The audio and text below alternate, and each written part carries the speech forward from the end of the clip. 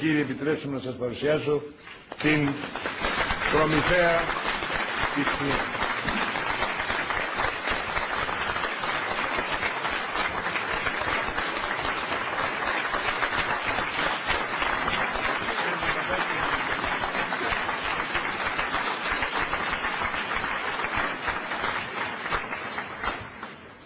Καλησπέρα στις Ελληνίδες και Έλληνες, τέχνα αθανάτων θεών και αθανάτων ηρώων, κληρονόμοι του μεγαλύτερου παγκοσμίου πολιτισμού, του αποτάτου παρελθόντος, από το οποίο ακέραιο λείψανο διασώζεται σήμερα το μεγαλειώδες δημιούργημά του, η ελληνική γλώσσα μας, που χρειάστηκε πολλές μυριάδες ετών να εξελιχθεί και να τελειοποιηθεί, ποιοτικώς ανάλογη φυσικά με τον ελληνικό πολιτισμό, που αποτέλεσε το εργαλείο για την οικοδόμησή του και την λειτουργία του. Έτσι δημιούργησε ο Θεός στην Ελλάδα και ονόμασε γη του φωτός, γιατί ελ σημαίνει φως και λαβ σημαίνει πέτρα, έδαφος, γη.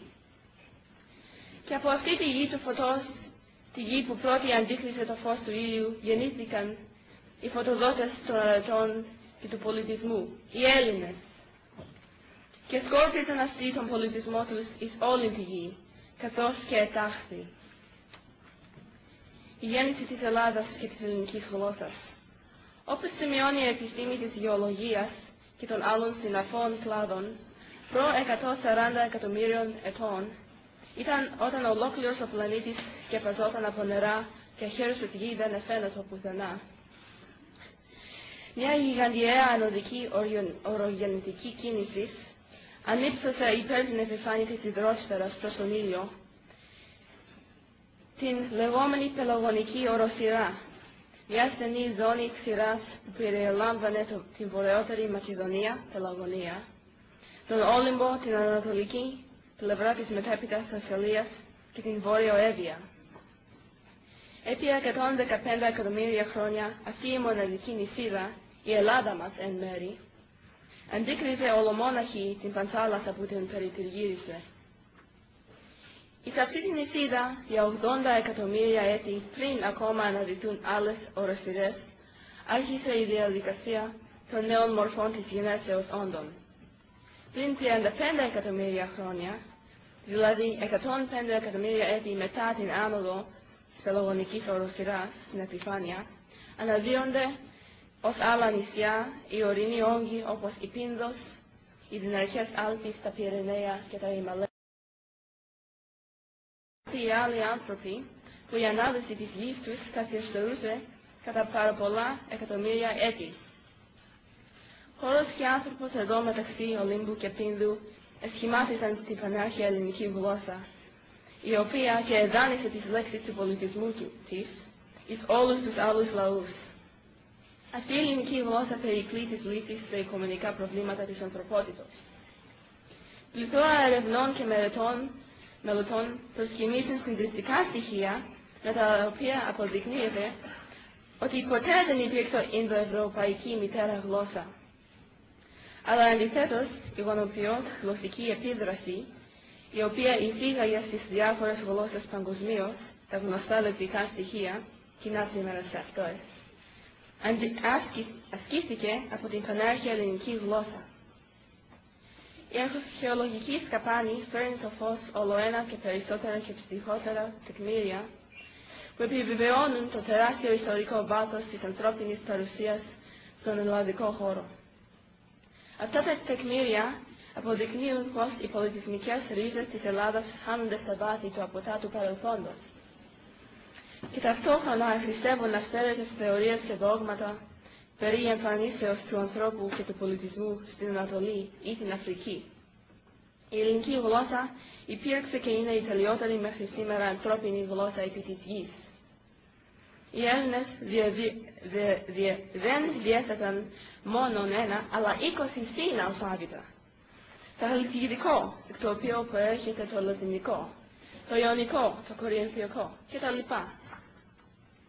Μια θεωρία που εκτρέφεται της λογικής, το τερατογενές ψεύδος περί φοινικικού αλφάβητου, δέχεται τη σύνδεση της τελειότερης γραφής της ελληνικής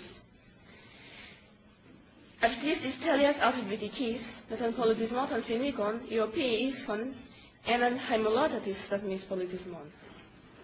Αρχαιολογική σκαφάνεια επιδεικνύει ότι το Ιωνικό αλφάβητο, ένα από τα 20 συναλφάβητα μας, που ψεύδος θεωρείται φινικικής προελεύσεως, είναι τουλάχιστον 4.000 χρόνια παλαιότερον των Φινίκων. Με το προτροπή της Ελληνίστριας Mary MacDonald και με πρόεδρο τον καθηγητή T. Brunner, ξεκινά το 1972 στο Πανεπιστήμιο Καλιφόρνιας το πρόγραμμα της ευρώς ελληνικής γλώσσης, το περίφημο TLG.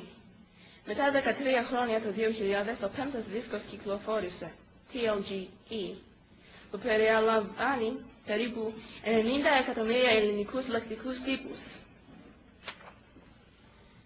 Ο Έλληνας ψυχή της ψυχής μου, πανάκριβο γένος, τελέπορον γένος.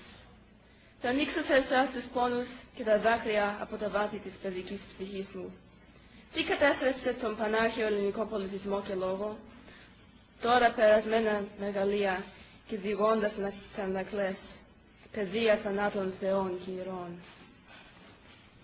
Είναι δύσκολο για μένα να παραμείνω αλήγιστη και να καταπνίξω τον πόνο μου όταν μιλάω για αυτή την ανεπανάληπτη θηριωδία που κατέστρεψε το ελληνικό έθνος και τα φώτα του πνεύματος του, που δημιούργησε την μετέπειτα λανθάνουσα πορεία του έθνους μας.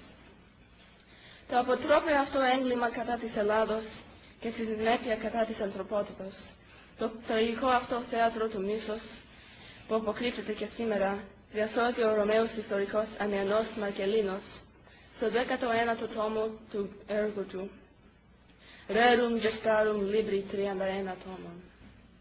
Ο Αμιανός Μαρκελίνος ήταν ο ιστορικός του Ρωμαίου χριστιανού αυτοκράτορα Κωνσταντιου του Δεύτερου, κατά την εποχή του οποίου άρχισαν οι διωγμοί εναντίον των Ελλήνων. Στη σημερινή πόλη του Δυτικού Ισραήλ, την Μπεθ Σιάν, γνωστή στους Έλληνες εκείνους όλων των αιματοβαμμένων χρόνων ως Σκυθόπολης, τον 4ο αιώνα μετά Χριστού, γύρω στο 341, λειτουργήσε το πρώτο στρατόπεδο συγκέντρωσης για 2 δεκαετίες καθ' όλη τη διάρκεια της κατοχής του Βυζαντινού θρόνου από τον δευτερότοκο γιο του Μεγάλου Κωνσταντίνου, τον Κωνσταντιο τον Δεύτερο. Η Σκυθόπολης υπήρξε ο τόπος συγκέντρωσης, βασανισμού και θανάτωσης των Ελλήνων, όλων όσων αρνήθηκαν να σπαστούν το δόγμα του χριστιανισμού. Αναφερόμενος ο Ιμμανουήλ Ροίδης, στο Αμιανού Μαρκελίνου τα ιστορικά, γράφει στην Πάπισσα Ιωάννα, σημείωμα 200, εισαγωγικά. Ήρκει να κατηγορηθεί της, κάποιος Έλληνας, υπό κακόβουλου κατασκόπου ότι έφερε περί των τράχυλων φυλακτήριων κατά του πυρετού ή εφάνει παρακαθήμενος πλησίων τάφου ή ερειπίου ή να καταδικαστεί εις θάνατον ως υλολάτρης ή νεκρόμαντης.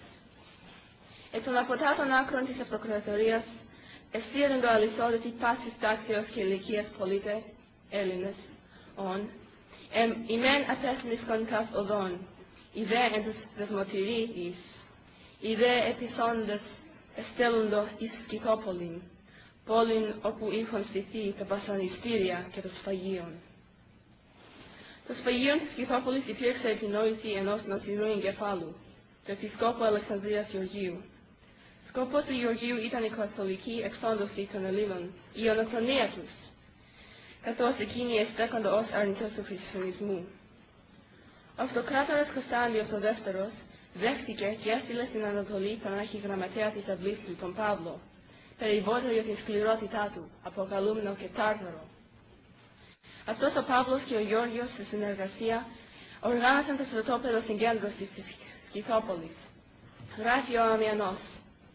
Το ανθρωπόμορφο αυτό κτήνος ο Παύλος διέθετε τόση εξουσία και δύναμη, ώστε με μια κίνηση του κεφαλιού του, με ένα νεύμα του μόνο εξερτάτω η ζωή όλων όσων περπατούσαν στη γη. Αναφέρει ο Ροίδης, ανακαλώντας τα ιστορικά του Αμιανού Μαρκελίνου, μεθόδους βασανιστήριων εναντίον των Ελλήνων, εισαγωγικά. Η Σκυθούπολην, όπου είχε στηθεί το χριστιανικό κρεουργείο, εκεί συνεδρίασαν ευσεβείς δικαστέ, αμιλόμενοι της πλείονας ιδεολάτρας Έλληνας, να οφείσει επί χάρας, να βράσει εντός δέοντος ελαίου ή να κατακόψει μελιδών. Οι Σκυθόπολεις και τα πάθρωπα γεγονότα που διαδραματίστηκαν εκεί επί 20 συνεχή έτη αποκαλύπτουν πρώτον τον τρόπο με τον οποίο επιβλήθη ο χριστιανισμός στον ελληνικό κόσμο.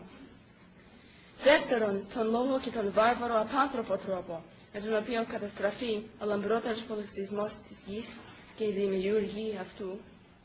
Τρίτον, αποκαλύπτουν επίσης γιατί τα μετέπειτα ρωμαϊκά αυτοκρατορικά διατάγματα που θεσμοθετούσαν την επί ελληνισμού θανατική καταδίκη εφαρμόστηκαν χωρίς καμία αντίδραση ή εξέργεση, όπως χωρίς καμία αντίσταση από τους Έλληνες επήλθε ο αφανισμός όλων των πόλεων της κυρίως Ελλάδος από τον χριστιανό Αλάριχο 40 χρόνια αργότερα. Τα απάνθρωπα γεγονότα που διαδραματίστηκαν στην Σκυθόπολη αποκαλύπτουν επίσης τέταρτον ότι δεν υπήρξε ποτέ ελληνικότητα του Βυζαντίου, ούτε ποτέ ελληνο-ρωμαϊκό κράτος, εφόσον ήταν οι εκχριστιανισμένοι Ρωμαίοι αυτοκράτορες, το Βυζάντιο δηλαδή, που άρχισε τον διωγμό κατά των Ελλήνων, και τα φώτα του ελληνικού πνεύματος έσβησαν σε αυτούς τους Ρωμαιοβυζαντινούς ελεηνούς καιρούς και οδήγησαν τους Έλληνες στην υποδούλωσή τους από τους Τούρκους.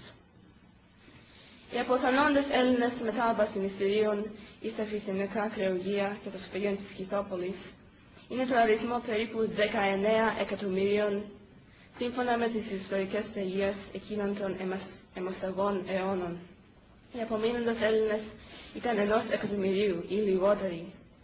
Ο μεγάλος αριθμός των αρχαίων Ελλήνων, που σίγουρα ήταν υψηλού πνευματικού ηθικού αλλά και οικονομικού επίπεδου, εξοντώθηκαν στο σφαγείο της Σκυθόπολης και μαζί τους χάθηκε και ο μεγάλος ιδιοφυής νους του γένους.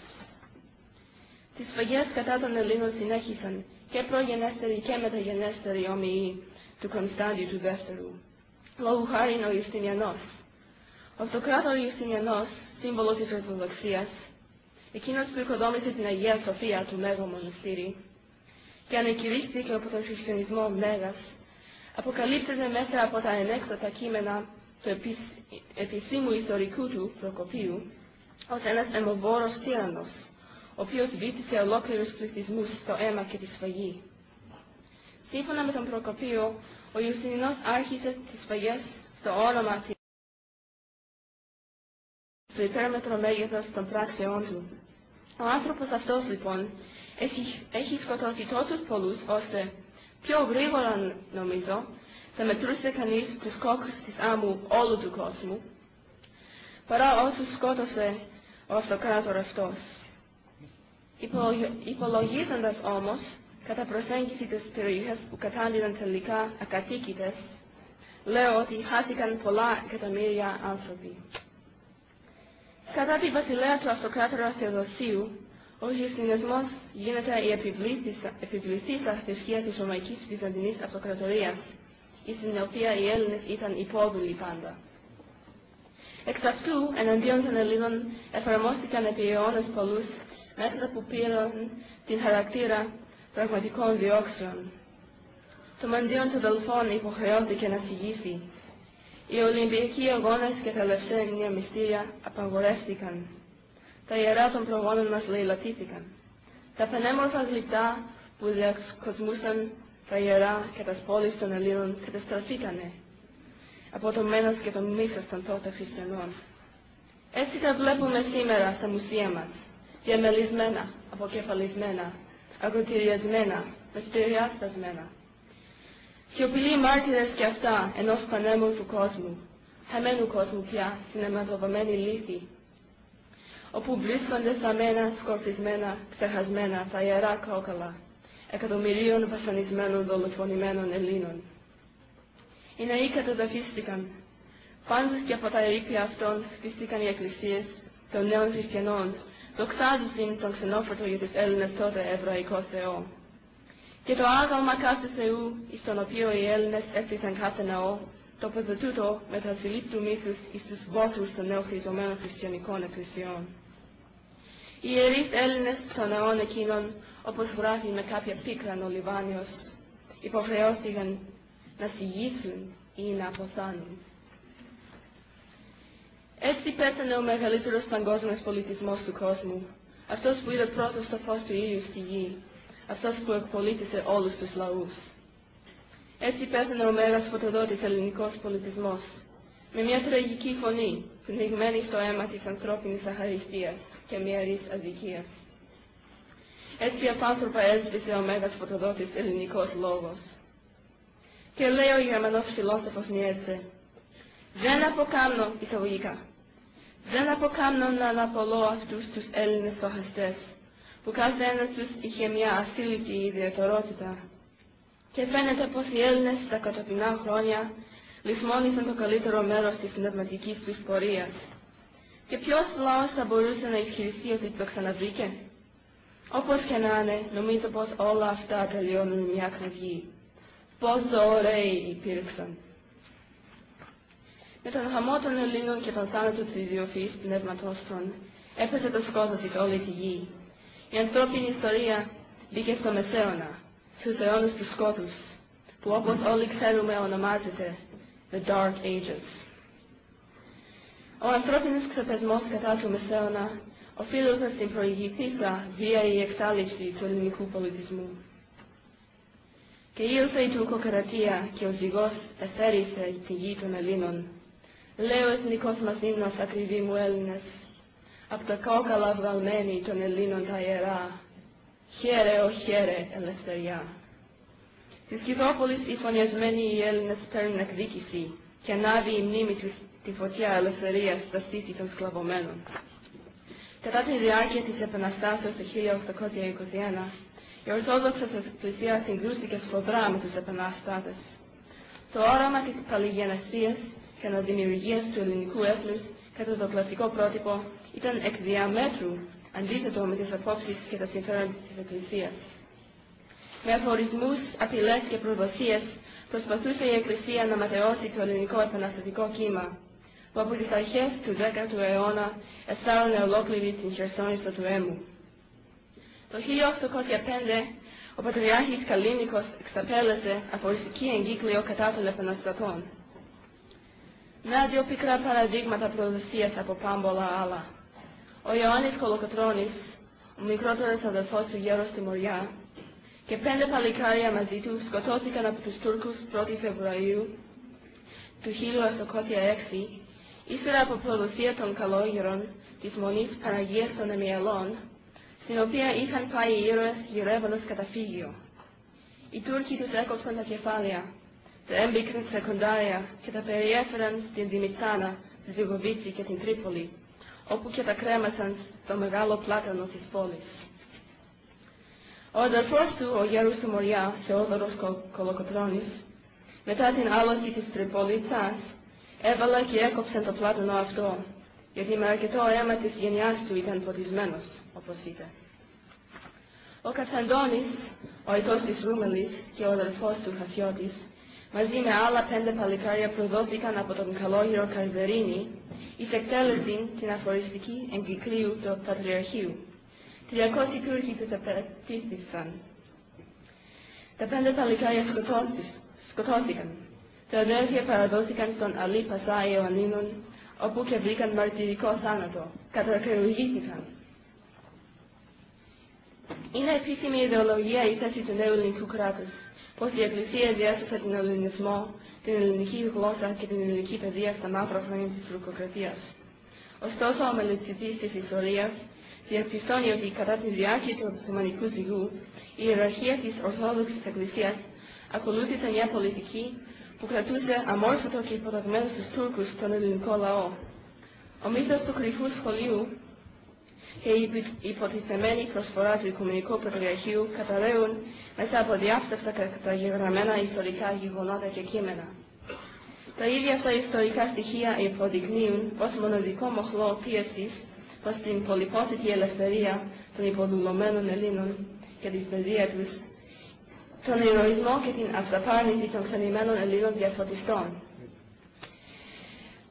οι οποίοι με την συστηματική σπουδή της αρχαίας ελληνικής φιλοσοφίας βάλθηκαν να ξυπνήσουν και τους υπόδουλους. Θα υπερκαλεστώ τον αρχιστρατηγό της Επανάστασης, Θεόδωρο Κολοκοτρώνη, ο οποίος σε ομιλία του στα παιδιά του Γυμνασίου της Αθήνας, Νοέμβρη του 1838, επισήμανε: Ο Σουλτάνας διόρισε έναν διξερέ, δηλαδή ως αντιβασιλέα, έναν πατριάρχη και του έδωσε την εξουσία της Εκκλησίας. Αυτός και ο λοιπός κλήρος έκαναν ό,τι τους έλεγε ο Σουλτάνος. Το καλύτερο μέρος των πολιτών, μη υποφέροντες του ζυγό, έφυγαν και οι γραμματισμένοι επήραν και έφυγαν από την Ελλάδα, την πατρίδα τους. Και έτσι έμενε ο λαός, ως υστερημένος από τα μέσα της προκοπής, εκατήντησαν εις άθλια κατάσταση. Και αν βρίσκεται μεταξύ του λαού κανείς με ολίγη μάθηση, τον ελάμβανε ο κλήρος, ως της έφερε προνόμια, ή έγιναν γραμματικός του προεστού. Και τι ούτω τρόπος κάθε μέρα ο λαός έλυνε και επτόχαινε. Εις αυτή τη διχυσισμένη κατάσταση, μερικοί από τους φυγάδες γραμματισμένους εμετάφρασαν και έστειλαν στην Ελλάδα βιβλία. Και εις αυτούς πρέπει να χρωστούμε ευγνωμοσύνη, διότι αυτοίς, όπου κανένας από το λαό εμάσαιναν τα κοινά γράμματα, διάβαζαν αυτά τα βιβλία και έβλεπε ποιους είχαμε προγόνους, τι έκαναν ο Θεμιστοκλής, ο Αριστίδης και οι άλλοι παλαιοί μας. Και βλέπαμε και εις ποια κατάσταση βρισκόμεθα τότε, όταν μας ήλθε εις το νου να τους μιμηθούμε και να γίνουμε ευτυχέστεροι. Ο Κούμας, σχολιάζοντας το κυνήγι των διαφωτιστών από την Εκκλησία, γράφει: «Για τις εκείνους τους χρόνους και μόνη η διδασκαλία των μαθηματικών θεωρείται ως πηγή της αθείας, της οποίας πρώτον αποτέλεσμα ήταν η κατάργηση. Η Εκκλησία καταδικάζει τις επιστήμες, διότι ασποσπούσαν τους υπόδουλους Έλληνες από τις θρησκευτικές τους υποχρεώσεις, όπως η νηστεία. Οι διδάσκαλοι που διδάσκαν θετικές επιστήμες θεωρούνταν από τις ιεράρχες εισαγωγικά διαφθαρμένα αντράρια. Μητροπολίτης.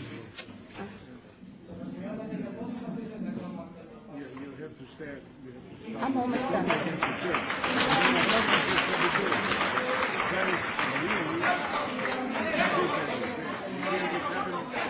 Okay, fine. I'll skip to the conclusion. Μετά την απελευθέρωση του πρώτου πλήματος της Ελλάδος, ο Οικουμενικός Θρόνος συνεχίζει τις φιλότιμες προσπάθειές του διατηρία της Εκκλησίας επαναφοράν εις υποταγήν των πληθυσμών της κάτω μόνης τότε ελευθέρας Ελλάδος. Ο Πατριάρχης στο τέλος είναι πολύ ωραίο. Κανένας δεν ήξερε για τον απολυμμένο Πατριάρχη μέχρι το 1935. Και άλλη φορά που καλείται κάποιον να μιλήσει για τους τρεις ιεράρχες, σας παρακαλώ να καλείτε κάποιον που ξέρει τι λέει. Να μην υποτιμάτε όλους τους ανθρώπους, να μην υποτιμάτε τους παπάνες μας και να τρέχετε η ορθοδοξία, η ορθοδοξία κατέρευσε τον ελληνισμό. Αυτή είναι η ιστορική αλήθεια. Για πες μου σε παρακαλώ, πώς έχουμε τους αρχαίους στην Κεραυνή, από ποιον τους έχουμε, από ποιον τους έχουμε. Πού τους βρήκε τους αρχαίους στην Κεραυνή και τους διάβασες, πέστε πού, από πού. Αν δεν ήταν μοναχοί και οι αλόγεροι, αν δεν ήταν ο Φώτιος της Κωνσταντινούπολης να έχει κρατήσει όλους τους συγγραφείς, πού θα ξέρετε αυτός είναι ο Πλάτωνας του Κεστάρης Κοντέρης. Τι πράγματα είναι αυτά. Είναι αυτή η ερωτή του Ιεράρχων, σαν παρακαλώ πολύ. Αφού δεν με επιτρέψετε να μιλήσω, τελειώσω.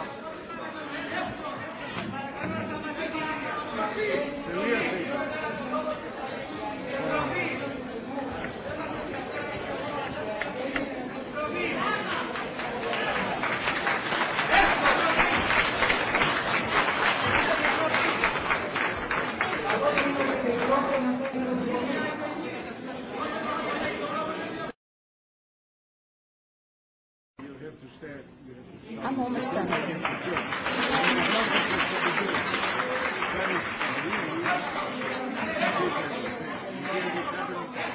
Okay, fine. I'll skip to the conclusion. Μετά την απελευθέρωση του πρώτου πλήματος της Ελλάδος, ο Οικουμενικός Θρόνος συνεχίζει τις φιλότιμες προσπάθειές του διατηρία της Εκκλησίας επαναφοράν εις υποταγήν των πληθυσμών της κάτω μόνης τότε ελευθέρας Ελλάδος.